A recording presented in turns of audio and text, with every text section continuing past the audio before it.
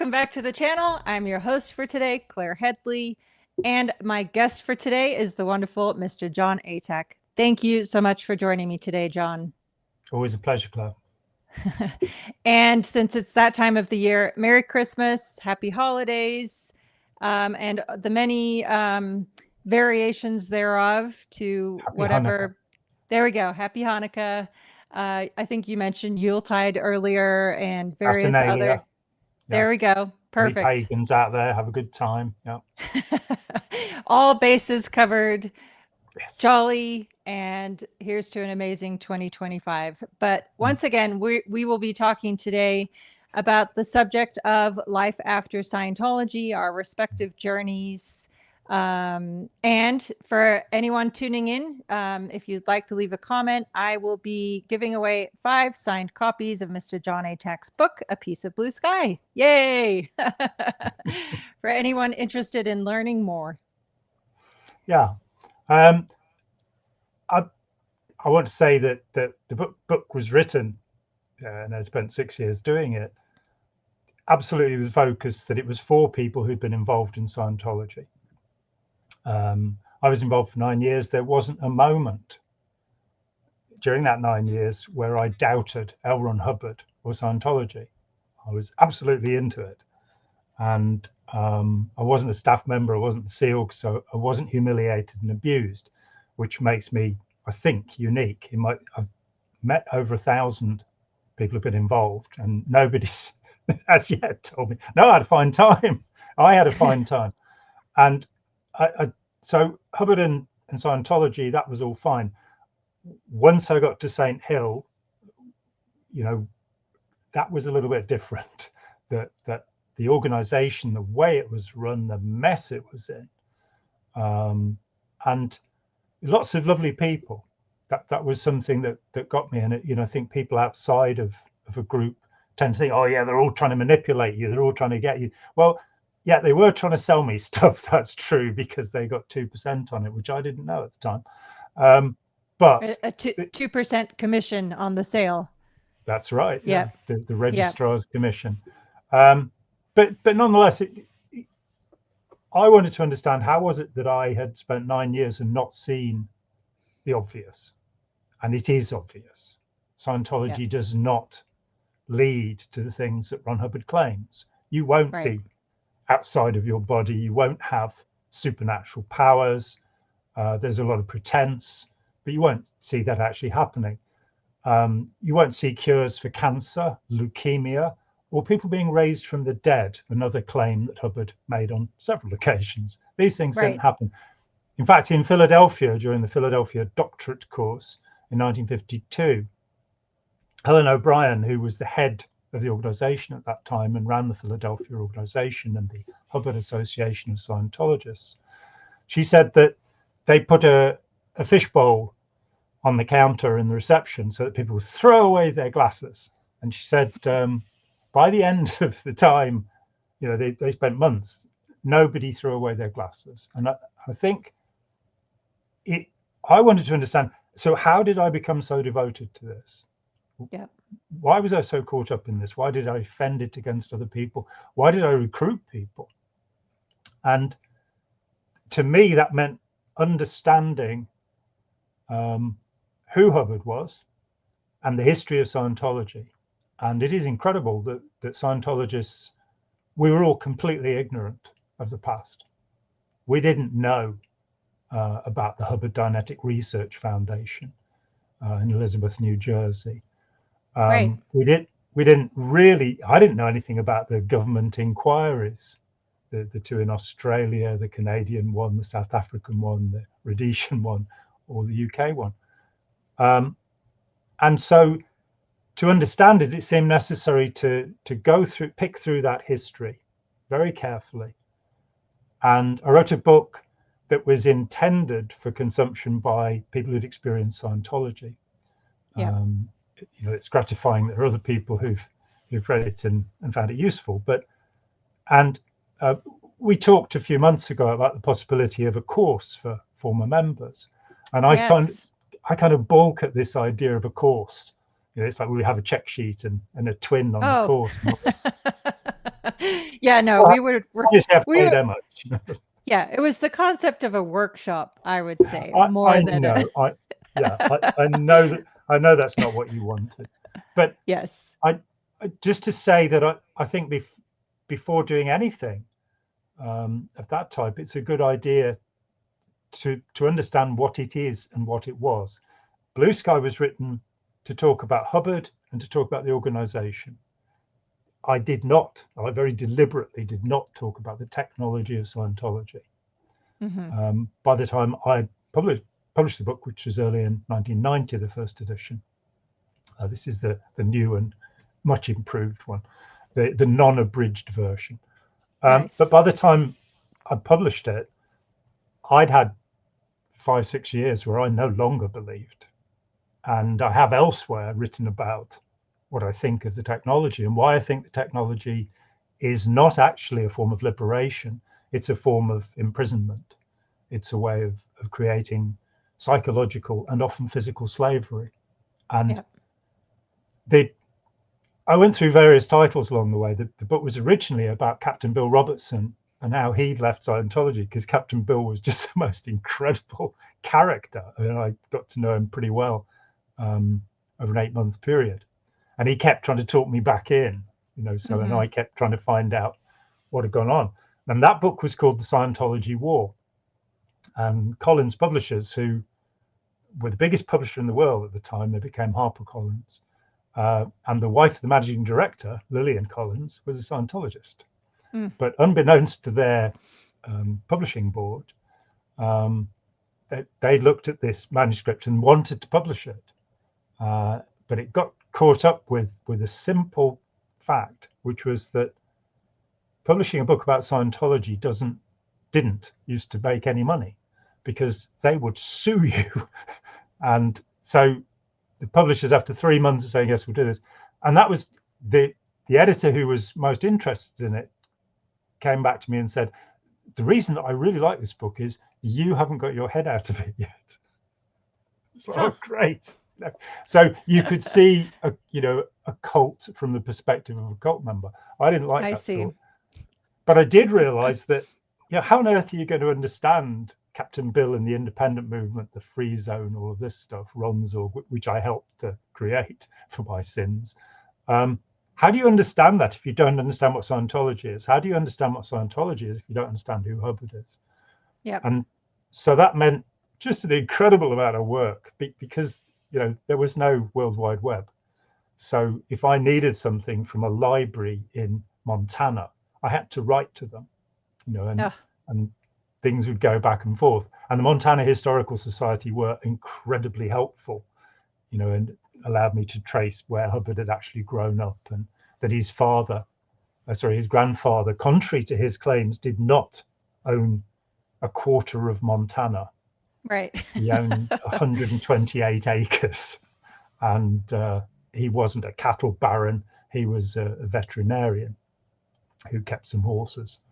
A lot of puffed up stories, but it seemed important to really dig into that, to check everything, because we had been told so many stories. And the more I studied the life and times of Orrin Hubbard, I must publish this at some point.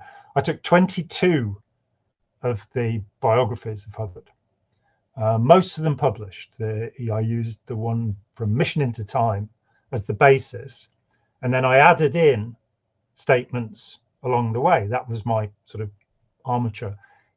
I ended up having a 600-page chronology detailing the man's life. But in the comparative biographies, and the one that people probably haven't seen would be Peter Tompkins, who was one of the many people hired to write a biography of Hubbard, who basically went, oh, no, you're kidding me. I mean, Omar Garrison, they paid him to write it, and they paid him even more not to publish it. He's paid hundreds of thousands of dollars not to publish this book because of what Jerry Armstrong in particular and Omar had found out. But I had to go through it with great care. And these biographies exemplified the problem, the foundational problem with Ron Hubbard. Ron Hubbard said, honesty is sanity. So I take that to mean that dishonesty is insanity in his own terms. He said the road to truth must be trod with true steps, and lied his head off. And you can tell this, you don't have to go look at his college records or what anybody else said about him. Look at his own statements about himself, and he can't make his mind up what he did. So, for example, becoming a blood brother of the Blackfoot Picuni Indians, as he calls them, he says there are 3 accounts that I found. He says he was 2 years old, 4 years old, or 6 years old. And you kind of go, a blood brother at the age of 2. Right. What an incredible man. And then you dig a little deeper and you find that, in fact, no Native American peoples made blood brothers. It's a story that comes from a Viking past, a Danish past, that was adopted by Hollywood in around about the 1930s, early 30s, when Hubbard was a young man. And in fact, if anybody wants to go and check this, and I'm big on detail and your references, if you look to the LA Times in June 1990, I worked with Bob Welkos and Joel Sapel, the 2 journalists, for almost 5 years on those stories. And they went and interviewed people from the Blackfoot Picuni people. So they had the historian of the people who said, no, we never made any blood brothers. And then you had, I think he was the kind of deputy of the tribal chieftain who again confirmed. But there was this interesting, I was in a deposition. It's one, you know about this. This is the kind of life we've led, where you get put into these legal proceedings with the lawyers from both sides, sometimes just the lawyer from one side, and it goes on for hours and hours and hours. And they're basically trying to pick at you and find out anything they can grab to discredit you. I'm happy to say, firstly, the deposition was Kendrick Moxon, who's the head of Scientology's litigation. And secondly, that he, after 2 days in deposition, he didn't even ask me to sign the deposition. There wasn't a single sentence in it. So it was never affidavitted or affirmed. There wasn't a single sentence in it you could use. Yeah, no. And by the way, you made me realize in your description of deposition that I think, in my opinion, is one of the closest things in the real world to, in Scientology, a security check or an interrogation. Yeah. Yeah. And you find yourself in a position where you can't refuse to answer, unlike an ordinary courtroom where your lawyer can stand up and object. It all goes into the record. And trying to explain to the judge who's sitting in on this, they will use this information. This, you know, if they find out, you know, it's like, have you ever used psychiatric drugs? You know, it's these kind of questions that have nothing to do with proceeding, which would not be permitted in a courtroom. Certainly not in England. Yeah, and to prove that point, by the way, there are many times that Scientology always insists, at least in my experience, in videoing and streaming any deposition proceedings. And in many times they've used snippets from those deposition proceedings in their hate propaganda. Yeah, which is absolutely against the spirit of justice or jurisprudence. But completely. So Kendrick Moxon, I have been bad. I'd taken my friend Richard Woods with me, who's quite large, and I said, just sit to the side of him, on the edge of his eye line throughout, and just sit there and look at him. And Moxon kept on, wondering if Richard was going to come and thump him, I think. Not very impressive for a Scientology operating Thetan, really, I must say. Right. But at one point, he pushes this letter across the table at me, and he says, you say that L. Ron Hubbard was not a blood brother of the Blackfoot Picuni people. But on this letter, a member of the tribal council has affirmed that he was. And I didn't even look at the letter. I said, it's the letter from Tree Many Feathers, isn't it? Tree Many Feathers. I said, he's an 8th blood. And what he found out, and by this time, Moxon's going, no, I didn't ask you that question. I didn't ask you that question. And the barrister who's sitting in as a judge, who's already quietly said to me what a despicable person he thinks Moxon is, having seen the first day of the deposition. Barrister says, no, I think Mr. Atack should answer as he wishes. And so I said, yeah, he was interviewed by the Los Angeles Times. It was published in June 1990. And he said, well, I went to the tribal council. Well, having, Moxon had said he was a member of the tribal council. I said, no, he isn't. He said his name's on the, oh, no, it isn't. I said, he's an eighth blood. Therefore, he has a legal right to membership. He found that there's no such thing as a blood brother. And so he made Ron Hubbard posthumously a blood brother. This is not, becoming a blood brother at 2, 4, 6 or 8 or any other age. I found so many times that he contradicted himself. As I say, I must publish the 22 parallel accounts that show him, here he wrestled with a polar bear. Here he wrestled with a Kodiak bear. Here it was a black bear or a brown. The details of the stories, because he was a fabulist. He was a storyteller. There's a piece in Blue Sky where we found a guy who was a fellow pulp fiction writer who said he Frank Gruber, and he said he sat through a whole evening of stories that Hubbard was telling at a party, and Hubbard liked to hold the floor, and which I seem to be doing at the moment, but it's not the same thing. No, it's not. At the end of the evening, Hubbard looked at Gruber and he said, "You don't believe me, do you?" And Gruber looked up and he said, "I've been taking notes, Ron." And adding up all the time, and Ron, I think Hubbard was like 26 or something at this time. If you add up all the time, you're 82 years old for the amount of time you spent in the Amazon rainforest and wherever. So that's very difficult when you've got a man who is a born liar. Among the documents I have Hubbard diaries, which I don't think have ever been published. I don't, I put up the 800 pages of the harassment training. That when we put that on the internet in the mid-90s.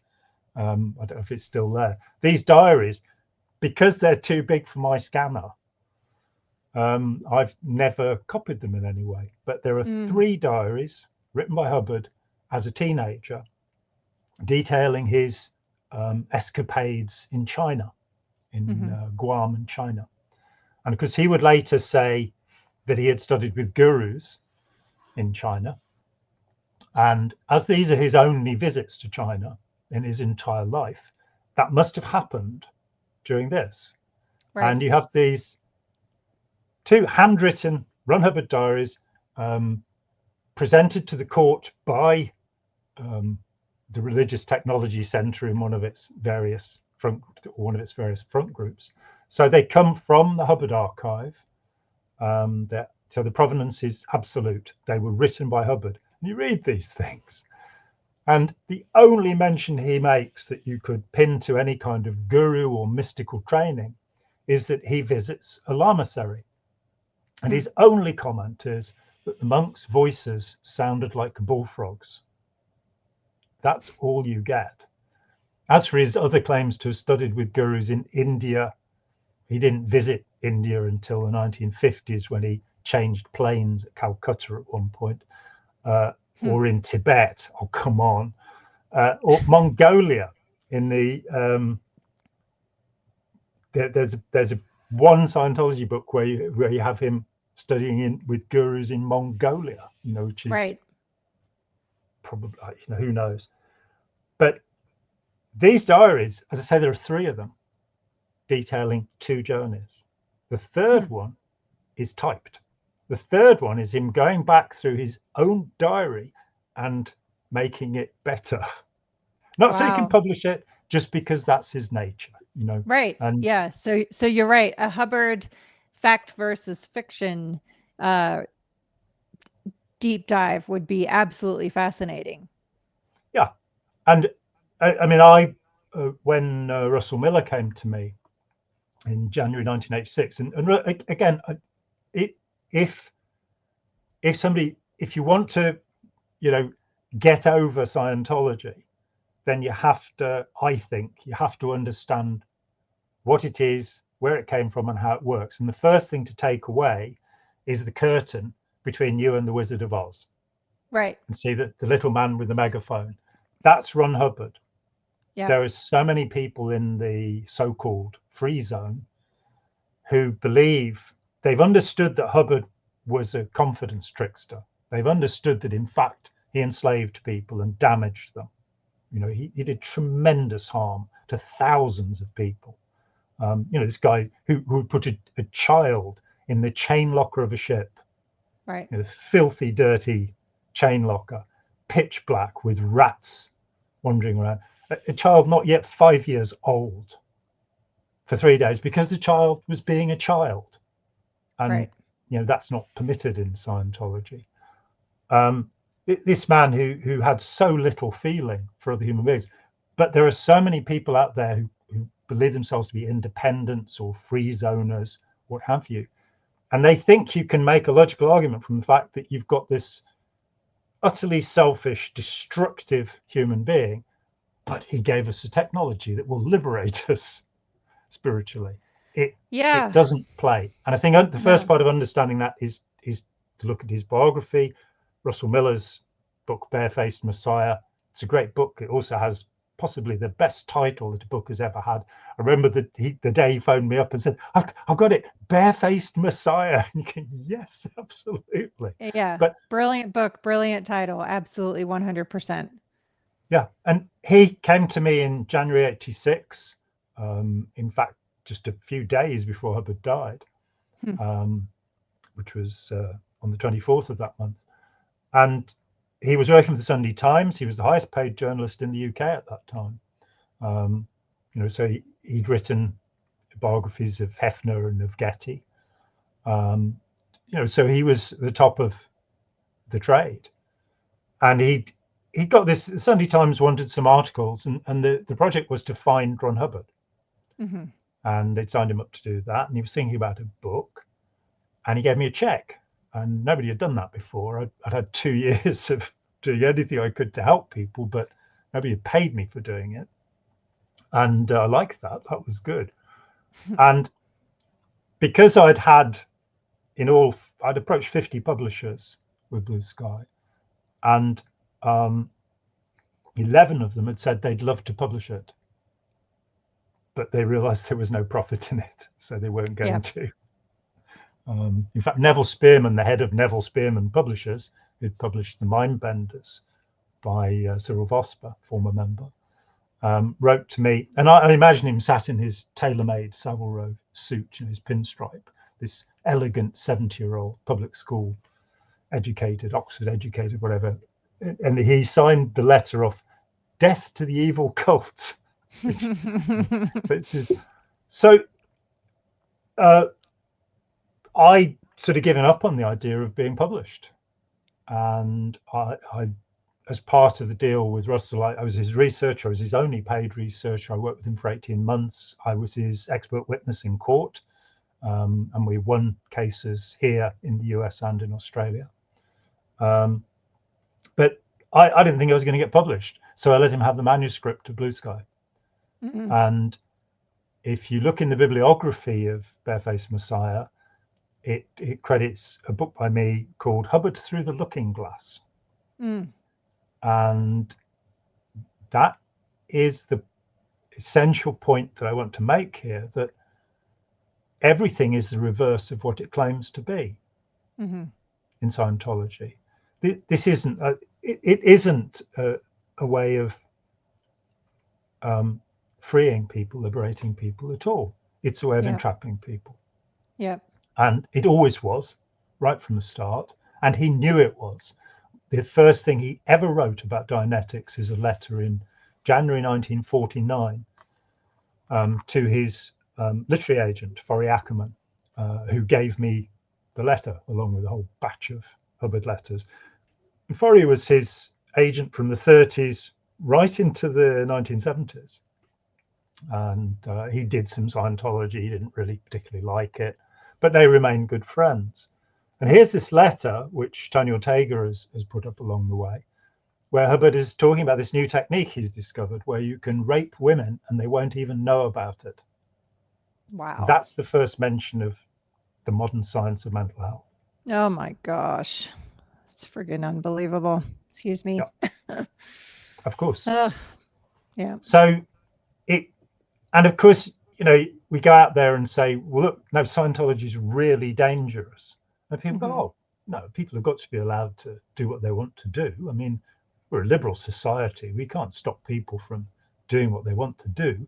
And so these poor cults, they're being oppressed. So you have a whole bunch of social scientists, but well, scientist is the wrong word, sociologists particularly, who, like Gordon J. Melton or James Lewis, who have been paid by Scientology. Brian Wilson, and that's not the Beach Boys one, it's Brian with a Y, who was a professor of sociology at Oxford University, was paid by Scientology and intimidated by Scientology into making statements that support them. And so you have this idea that those tiny few of us who dare stand up to this oppressive harassment machine, we're the bad guys, because we're taking away people's religious freedom. Not really interested in the religious freedom. I'm interested in the reality, and you and Mark were the first people to really get to this, that this is modern slavery. Right. This is human trafficking that's going on here.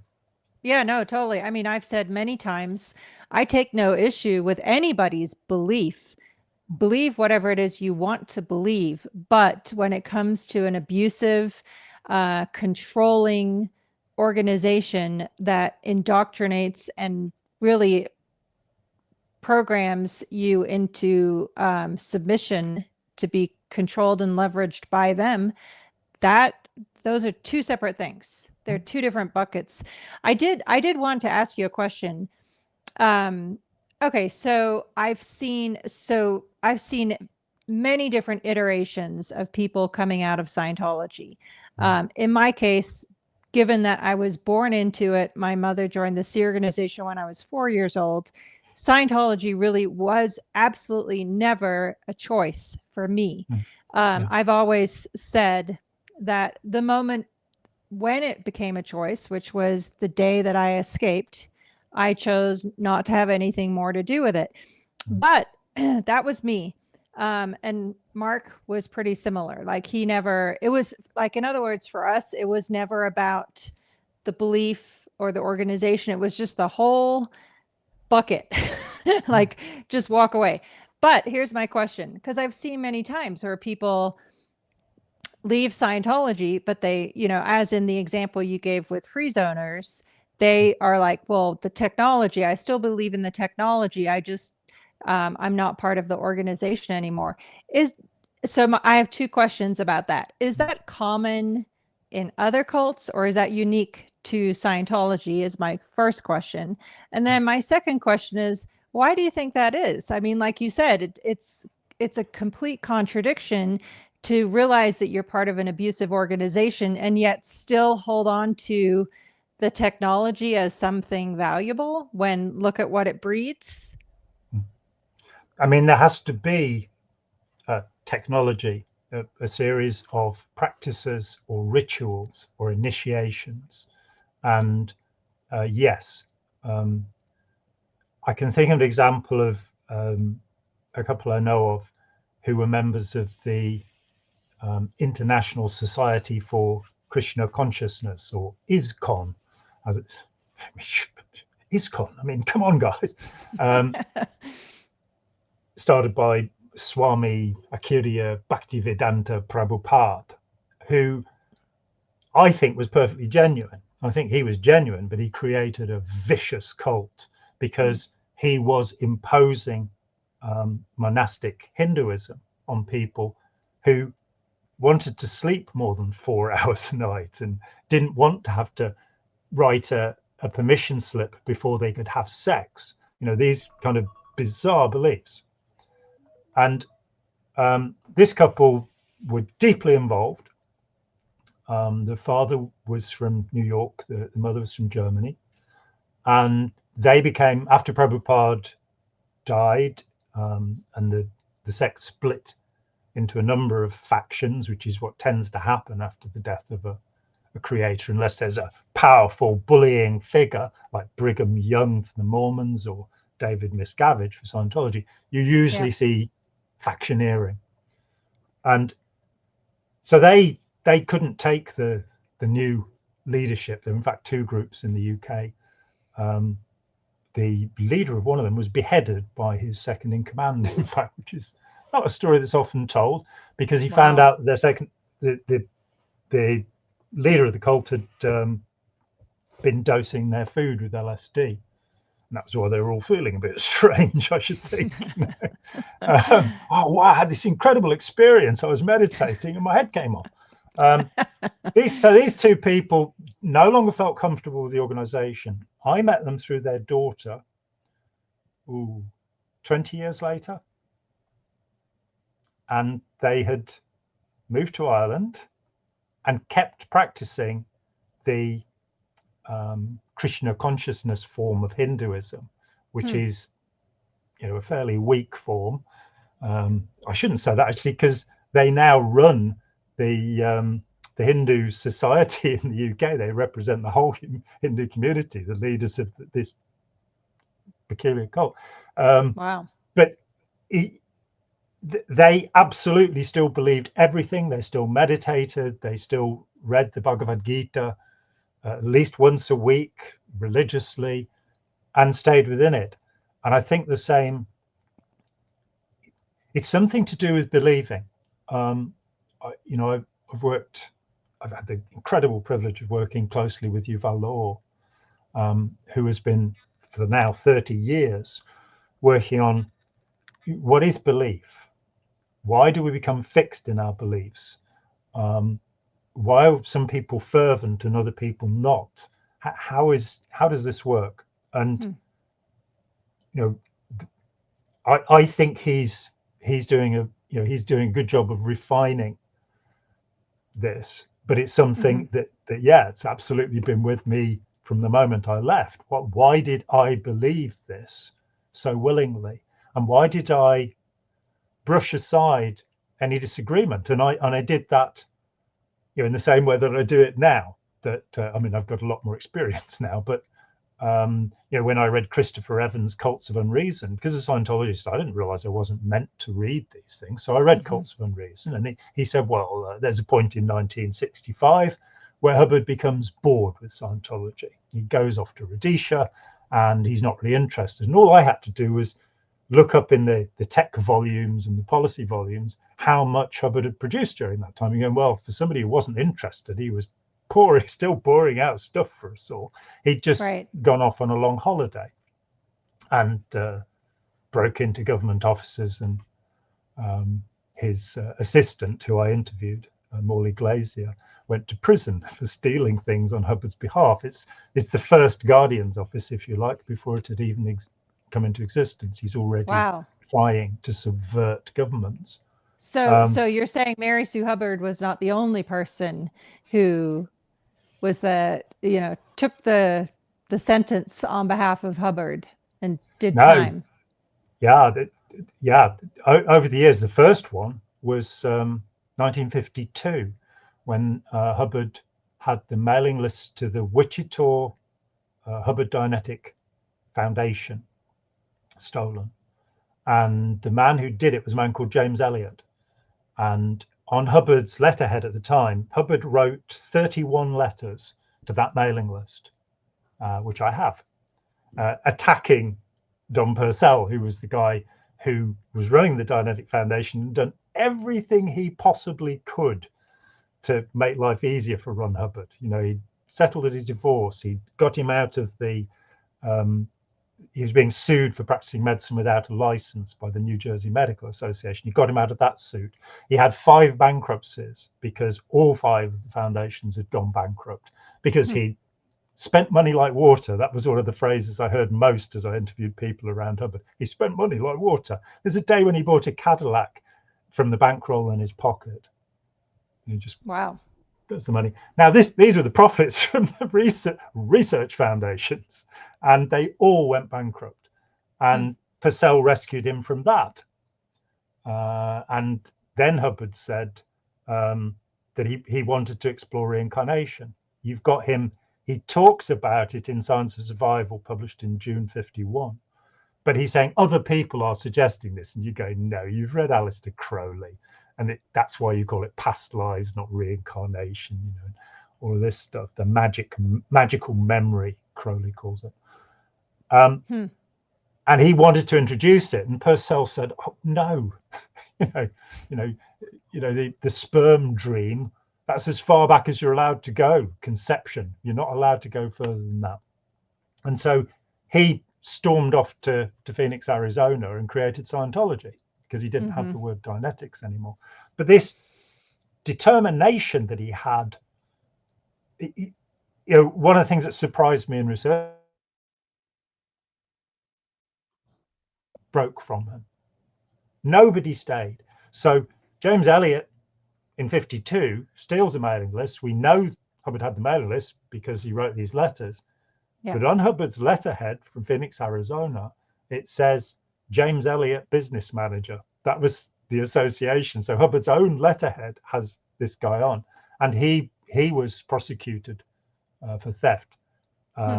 So he was the same person from beginning to end. He was doing the same things. Of course, his son Nibs Hubbard, who for 7 years was his deputy. Yeah. Before being the most harassed person in the world, probably, even more than Paulette Cooper, who was harassed even more than me. But poor Nibs, he's there for 7 years, and a large part of his function, and he wrote about this, and Helen O'Brien wrote about it too, was to physically defend Ron Hubbard from the people who wanted their money back or, were upset with him. And Nibs got into fights with people physically who were distressed. So, yeah, you have this. Yeah, coming back to the thing is that we all have a certain degree of fervor. Now, Yuval and I we both go back to the American founder of psychology, William James, one of the founding fathers, also the founder of the British Society for Psychical Research and the American Society for Psychical Research. If there's anybody out there who's got L. Ron Hubbard's idea about a psychologist having to be, a man from mud believer, James most certainly wasn't. He was a religious man. But he put forward an idea he gave a series of lectures in Edinburgh in 1901, and they are published as The Varieties of Religious Experience, which is the first psychological text about religion. And he points out this amazing, simple concept, which is we have feelings of knowing. We have feelings of certainty. We are sure that something is right. It's very important if you want to grow up, and I fear that most of us don't, but if you want to grow up, to separate evidence from what you would like, wishing, postulating, what have you.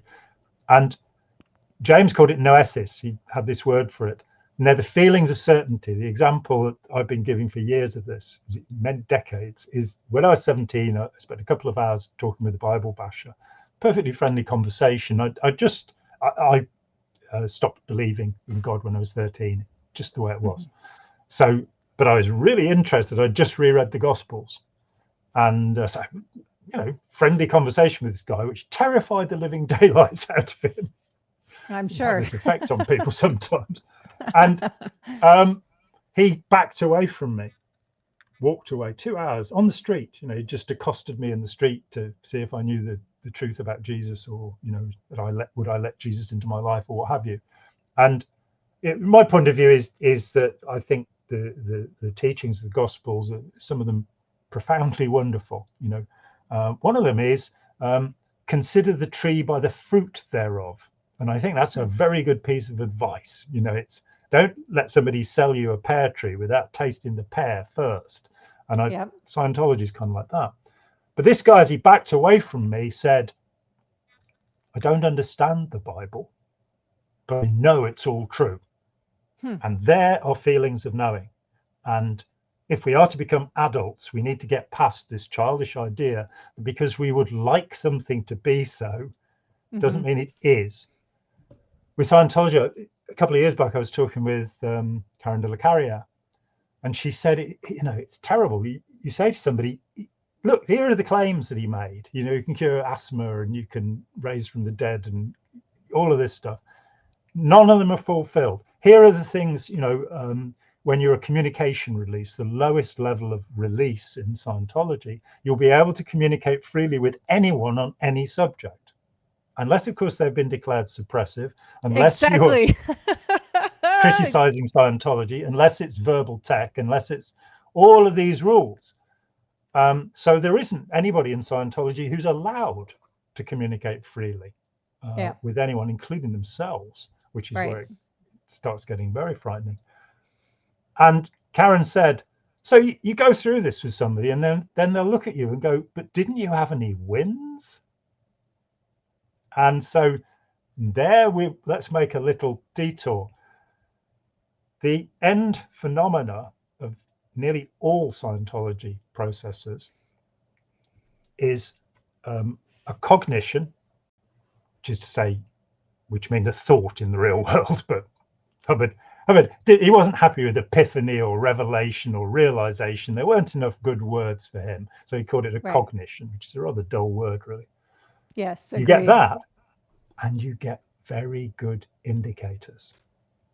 Very good indicators. Now, that's illustrated in the Dianetic picture book with somebody going, yeah, like that. Very good indicators. Now, another word for that is euphoria. And when we study the different states of mind that people have, one of them is euphoria, a sense of absolute well-being or getting high. That's another way of saying it. That point where you're like, oh, now you don't think very well in that state. Let's be honest about it. You want the cool calculation rather than that. Oh wow, yeah. How much money do you want? That kind of approach. True, and there's also not much logic in it either. Like even in Scientology, being very good indicators, you don't even have to specify what it is, why it is you feel that way. Allegedly, like there doesn't. In other words, there doesn't have to be a logical reason. No, and we could call it ready for plucking. Right. Because this is the point with your floating needle, where you will write your success story, which is to reinforce how you feel. And most success stories are, wow, Ron, I thank you so much for the technology. I just realized that Ron was right, or, and not life-changing things, which is what they're meant to be. Right. Just feeling high. And then, of course, you're ready for the registrar, so you can be sold something else. Yeah, totally. That's definitely the state. When I started, if you're going to keep somebody in a mindset, you have to make them fearful. You have to make them phobic. So if you want to see if somebody's still a Jehovah's Witness, just say the word Armageddon to them. And if they go, ah, then you know that it's still in them. And years later, these things remain. So with a Scientologist, there are so many induced phobias. Yes. And I am going to touch one of them right now. I'm not going to talk about brain science, though.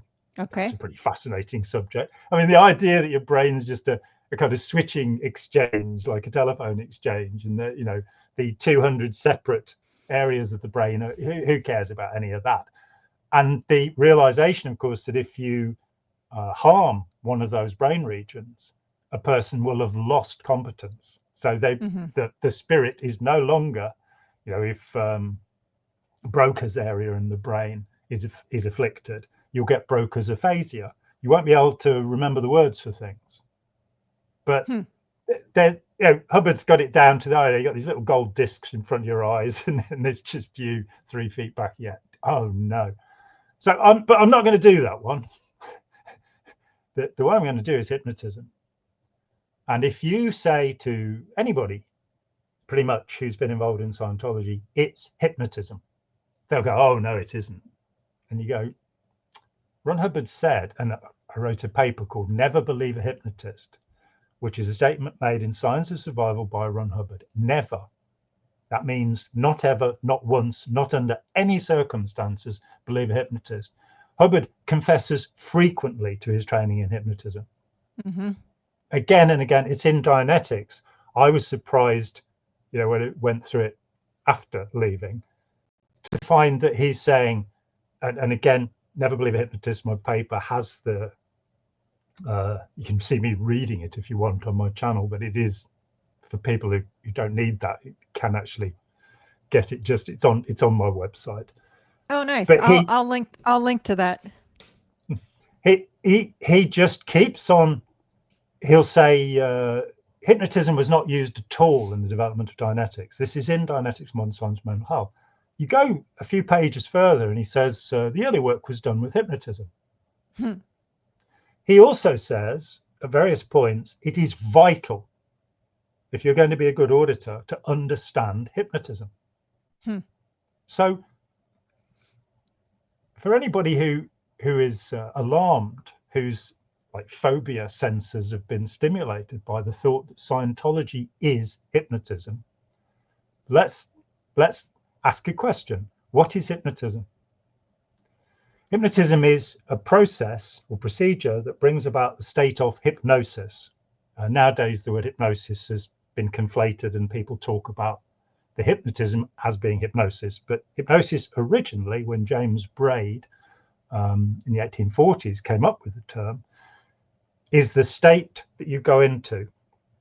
People talk about trance states, which is not necessarily helpful. They talk about altered states of consciousness. Right. But I don't really like those terms. We have different states of consciousness. Which one is the one it's being altered from? There is no, the current psychological term is the default mode setting. It's what people used to call the soul or the self. So the default mode setting. Yeah, there is no default mode. There is no state of consciousness which is the right one, I don't think. The fact that we sometimes feel happy, sometimes feel sad, sometimes feel angry, sometimes feel bored. These are different states of consciousness. And within this, you also have a thing called the imagination. For me, one of the revelations after I left Scientology was going, imagination and memory are seen on the same screen in the mind. So what we find Scientology doing is getting into the imaginarium. And a definition given by the Oxford Handbook of Hypnotism, which is Oxford University, is that hypnotism is guided imagination. That's all it is. So you say to somebody, let's say you've got the auditor's code and you say, never evaluate for the pre-clear, the person receiving this stuff. Never evaluate for them. Get them to read these books. I'm sorry. So you read this book and you now know how you're supposed to act and what you're supposed to do. Right. And you're then given this precision instrument, the e-meter, and it really isn't a precision instrument. Tests on it, I mean, a friend of mine, Barry Pemberthy, who worked on mending e-meters at St. Hill for years, he and the guy he worked with designed a new e-meter, and it was very easy. What they did, they're kind of, why are the germanium transistors in this? They're cheap and cruddy. Why aren't we using the good? I know, we'll build an e-meter that uses the best possible state-of-the-art components, and they did. Barry eventually marketed it as the ability meter. And when I talked with Barry, he said, just the jewel that we use for the needle to pivot on costs more than all of the components of a Mark V e-meter. So one night they go to the pub, as people do, and they've finally completed their meter, and they've got the same signals bifurcating into a Mark V e-meter, which is pretty much the same circuitry as the current e-meters, and their ability meter. And they've got a bar recorder on them both. And they come back from the pub, and to their horror, they find there are twice as many readings on the Mark V e-meter. And they think, oh, we must have done something wrong. So the next time they managed to restrain themselves, they didn't go to the pub, and they watched as the signals went in, and they realized that 50% of the reads on the Mark V were generated internally. Wow. You can go further than that, which is, of course, the famous rock slam, where the needle jerks about all over the place. I can remember seeing those on an e-meter which didn't have any cans plugged in, didn't have any electrodes plugged in. So it had to be self-generated. Yep. And in 1980, silver ceiling came out, so they could take them back, clean the carbon dust out of them, which the tone arm creates, and you could pay for it. Right. You could get your defective machine. Yeah, on a yearly basis. Yeah, no, I've seen rock slams as well, and same. I've had the experience of seeing the e-meter have the needle rock slam without even anyone holding the cans or even any cans plugged into the device. It's definitely defective for sure. I agree with what you're saying, and I don't think, in retrospect, in my path of, obviously finding out what I do and don't believe for myself on my own terms. Like I said, I walked away from it all, but I do believe in the power of belief, as you were talking about earlier. So for someone who believes that e-meter is saying what it is that they need to talk about, there's power in that, but it is a hypnotic power, not an actual valuable tool. No, absolutely. I've for a long time I said expectation, conditions, experience, and this is so easy. There's a thing called the Ganzfeld effect. If you stare at something, you will start to see colors moving, and things will come vague. What's actually happening, and I am now going to talk about brain science, what's actually happening is there's no signal coming in, and it's like you're turning up the sensitivity so that the brain starts to respond on it, feedback to itself and create these things. A very easy way to demonstrate this, I mean it'll happen to anybody staring at things, and I think we've got a chapter that's come out recently in an academic textbook, where for the first time I'd listed the techniques you can use to make somebody believe they're having a transcendent experience.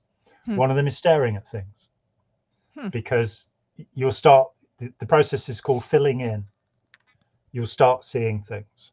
The easiest way to test it on anybody you like is to sit in a completely dark, silent room. And if your brain is functioning properly, within a few minutes, you'll start to have the sensation of movement around you.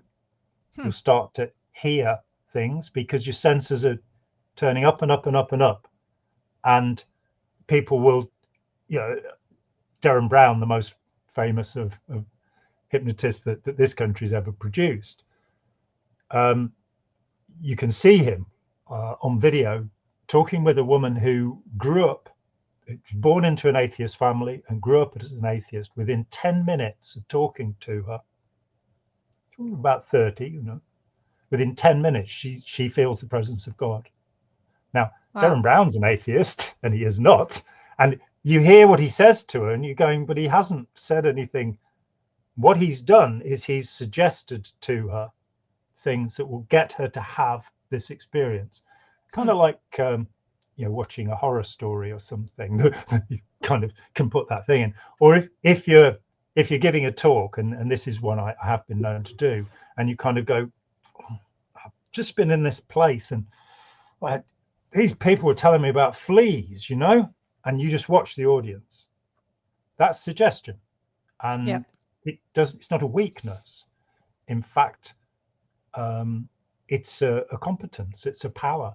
You can't be a creative person without an imagination, but it's a good idea to be able to differentiate what you have imagined, your feelings of certainty, from actual evidence, tangible things that you can measure. And so this relates to the idea of, when somebody leaves the group, why do they still believe? Right. And you left because, it's a lifetime experience for you of being caught in this awful, destructive bullying. And that's the horrible thing about it, isn't it? It's just you're being bullied all the time. Yeah. And just, that I've only once seen a severe reality adjustment, and it was one of the things that prompted me to leave. And it was the former commanding officer of St. Hill who was doing it, who was working for me at the time. And he gave my wife a severe reality adjustment because she hadn't sold a painting that week.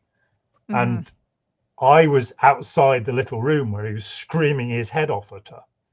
Yeah. And the next time I saw him 3 days later, and I was a bit trepidatious because, I say, he'd been the commanding officer of St. Hill. He'd been a Hubbard aide. He was all sorts of important. And I'm sort of, what was that you were doing? Because, you were accusing her of being a suppressive person, saying she wanted to destroy me. And what was all that about? This just doesn't, where's it written that you do this? Right. What's the policy? And he said, because if it isn't written, it isn't true, as Ron Hubbard said. And he said, it's not written anywhere. And I said, well, why did you do it? And he said, because it's what Hubbard did to us on the ship. He was always burning somebody down. And that split my link with Scientology somehow, that I kind of went, I'm not willing to follow a teacher who can't control his anger. Right. And the idea that there was something purposive about this, he liked hurting people. He was a sadist, and so if you do Scientology, and here's a trick, the best you can hope for is that you'll turn into Ron Hubbard. You'll become self-obsessed, selfish, cruel, inconsiderate, lacking in compassion. I got to know Otto Rose, who was one of only 5 class 12s trained by Hubbard, was the only person who did OT8 before 1988, did it in 1971. And he still really believed in it. He was tricking all of his staff all over the world to do Scientology while pretending it was something else. He was really pleased when the ability meter came out because he didn't have to put a little bit of tape over the word Hubbard on the dial of his e-meter because he didn't want anybody to know what he was doing. So he absolutely believed. And we would have quite serious conversations. And he put forward the idea that the great failing of Scientology is that it erodes compassion. Now, if there is a good in religion, and I think there often is, then it's that it enhances compassion. Right. Agreed. And so becoming a selfish monster, if you want to do that and you've got $500,000, Scientology is the thing for you. But right. So I think that it's a lot of it is wanting to believe. So there's a practice called cult hopping, and it shocked me when I first went to the US in '86, because I would talk with people, and I'd talk with hundreds of people one-on-one, and after what seemed to me like a reasonable conversation, it sometimes took a few years. Excuse me. But they would go, "Oh, it's hypnotism. It's it's not really a good thing," and off they'd go. I get to America, and I find that people they're not in Scientology now; they're in Avatar, which still exists out there. The absolute con artist Harry Palmer, who started it, or in fact, there were people who got into Avatar who I met, who then got into Santeria, Brazilian voodoo. But it's that they had to have something, and then in the end you go, well, is this because they're frightened of dying? Is this because this is all bound up in some set of there's got to be karma, and there's got to be reincarnation, there's got to be heaven or hell, there's got to be all of this stuff going on? Because what is it we're frightened of? There's a guy called Ernst Becker who wrote a book about this many years ago, which my friend Joe Zimhart has used in his practice, helping people recover from cults for a long time. where it's like, why don't you look at what you're really frightened of, rather than trying to paper over all the cracks and pretend you're going to become a superhuman being or what have you. Right. And that, you know, I must say in my own case, I don't believe in anything supernatural anymore. And all of the dread that I used to feel is gone. Yeah. I feel perfectly at ease with being alive, very grateful to have consciousness. But as far as I'm concerned, I'm a thread in a tapestry. You know, I'm not going to live forever, or indeed light up the sky with my name. As the teaching goes. Yeah, no, you make a really good point, because on wanting to believe, in my case, being that I was born into born into Scientology, my version of that was not wanting to believe, but needing to believe, because the entire life structure that I existed in depended on that belief. It's just an interesting thought and concept, and I do think it's kind of makes it very clear differences between experiences of an adult getting into Scientology versus, you know, somebody being born into it. Absolutely. And not just Scientology, of course. You know, Right. if you look at a group, say, like the Plymouth Brethren, extreme puritanical Christian group, that so you can have generations of these people, or I talked with John Collins, who was part of the Branham Pentecostalist group. Again, you know, this Branham, principal member of the Ku Klux Klan, absolute con artist, and yet people will take that and they'll become desperate. If you're born into it, it's the way you see the world. Right. And that is something that's concerned me deeply, you know, in talking.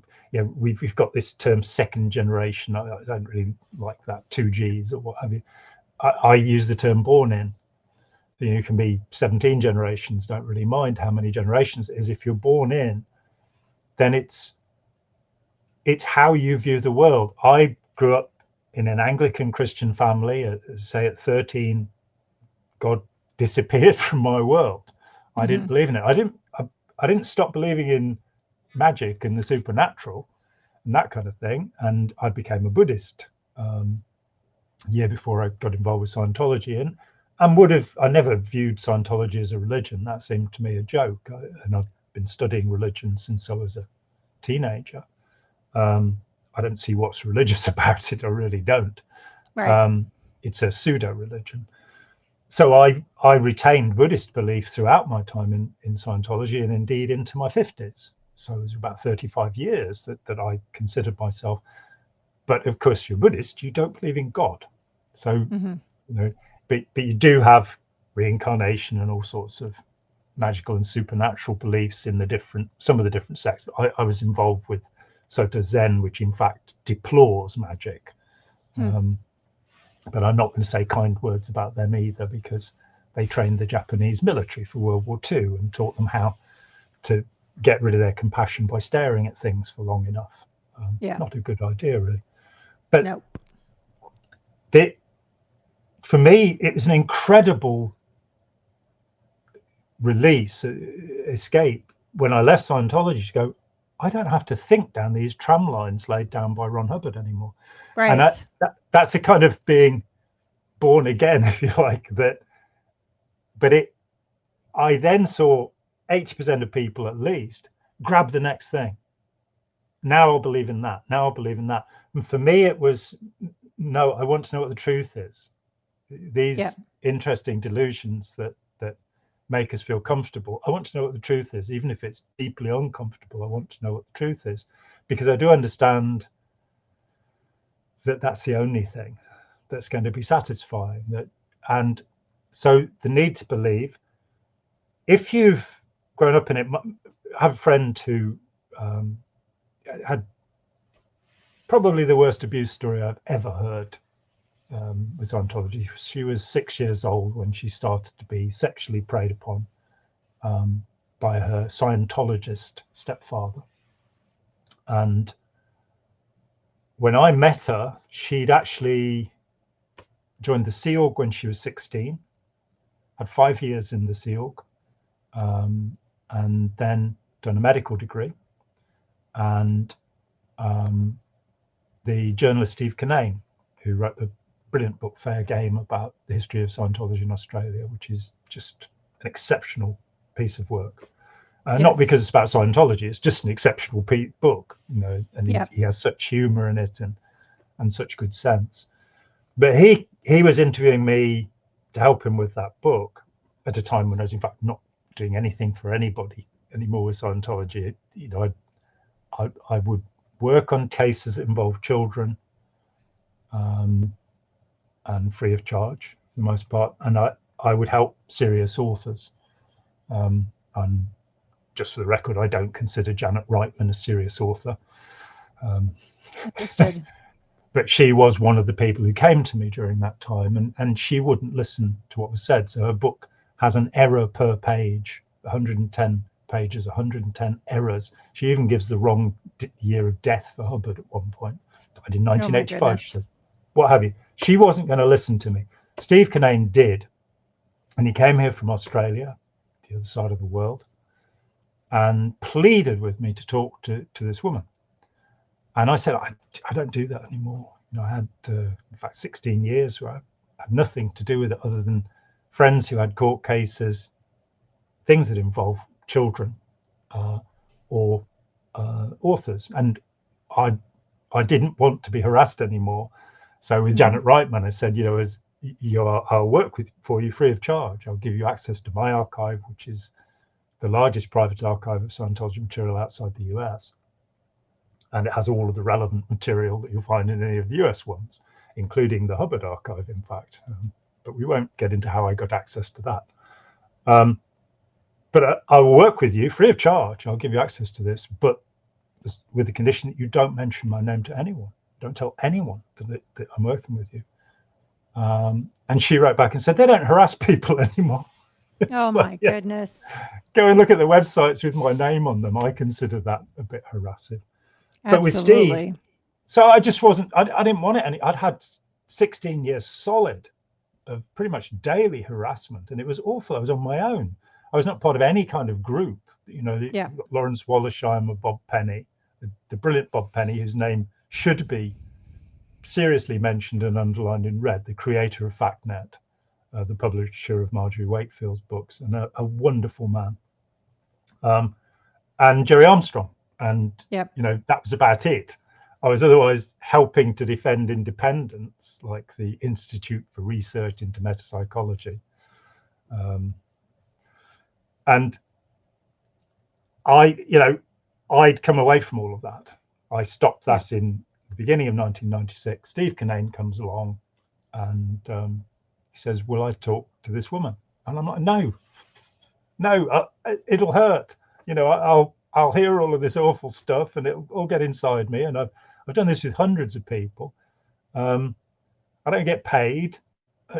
The satisfaction is that they, years later, will say, yeah, my life's been great.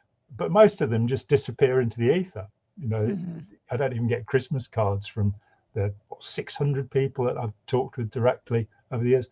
It's not for that, and I don't want to do it anymore. And Steve just looked at me in that way that, you know, a sad sheepdog can look at you, kind of like, all right, I'll talk to her. And when we talked, I thought, you know, she 5 years in the Sea Org and then medical degree, so she'll be about, well, I don't know, 24 or something. She was 37. And the first thing she said to me, the first significant thing she said in our first conversation was, is reality really an agreement? That's the second generation problem. Right. 100%. And I said, if you're the hypnotist, yes. For the rest of us, no. Yep. Reality exists whether you like it or not. And we are not, as Ron Hubbard says, chanting space particle position, space particle position, space particle position. I've never done that until today. But, you know, we've known each other now for 11 years, she and I, and she's a very good friend of mine and a remarkable woman, to have survived what she survived and still be a decent, compassionate person. Yeah. But that opened that up for me. It can become a resentment that among ex-Scientologists, among ex-Moonies. I talked with a former Moonie who was really hated Steve Hassan because he chose to be a member. He wasn't born into it. And you're going, no, nobody chooses. They come along and say, look, you're going to lose all your money, screw up all of your relationships. You're not going to have anywhere to live. Do you want to join? Right. Do you like to be a slave? That's not how it's sold. Nobody chooses. No. And to create those false battles between people who've been abused rather than looking to the abusers. Right. As of course you're doing with Aftermath, to help the people who are coming out. Because there's so much of this. I did some recording with a documentary maker, Carlos Cornier, who sadly did not, the documentary wasn't finally made, but he told me about being in the Sea Organization in Clearwater in Florida, and that he was on the rehabilitation project force, so he was being treated as absolute scum, and not allowed to talk to anybody, having to run between his jobs, follow your orders immediately, eat table scraps, no mattress to sleep on, the usual religious stuff. And there was a protest. And one of the protesters spat at him. That attitude of mind, that where people do not realize, and it's hard, but I would have talked with Hubbard. I believe in redemption. I'd have visited him in prison and talked with him. And as long as somebody pays my airfares when David Miscavige goes to prison, if I could help him in some way, I would. Wow. I had the privilege of meeting his father, and his father loved him despite everything. And his father was a great man, a wonderful man. Yes. I met his brother Ronnie when I was first in Scientology. Well, he seemed quite something too, quite a smart bloke. So hating people and wanting to destroy them because you mistakenly believe that Scientology is the people rather than the teaching. Right. That's a good point. Yep. It's an important line to draw. Awesome. Hate the sin, but love the sinner. There you go. There you go. Exactly. I know it's a very interesting journey to unravel all of this. As always, I greatly appreciate your insights, Jon. It's always a pleasure speaking with you. Like I said, I will link to your website and anything else you'd like me to include, and we will air this interview on both of our channels. Excellent. Done. Awesome. Thank you so much, Claire. Yes, I will talk to you next year. Yes. And have a great Christmas or Hanukkah or Yule or Saturnalia or whatever you want, really. I mean, too late for the winter solstice, I'm afraid. You either enjoyed it or not, because you go. Yeah. Yes, and same to you, Jon. I appreciate it. Thank you. Yeah. All right. Until next time. Yep.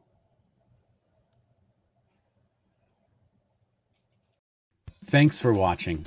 If you'd like to help support the channel, feel free to check out the merch store link in the description. We have Hail Xenu, Xenu is my homeboy, and BFG branded mouse pads, shirts, mugs, all sorts of other stuff in there that helps us to bring you new content on a regular basis. You can also pick up a copy of my book, Blown for Good, Behind the Iron Curtain of Scientology, in hardback, Kindle, and Audible versions as well. There's also a link to our podcast, and you can get that on Apple, Spotify, or wherever you listen to podcasts. And if you'd like to watch another video, you can click on this link right here, or you can click on this one here, or you can click on the subscribe button right here. Thanks a lot. Until next time.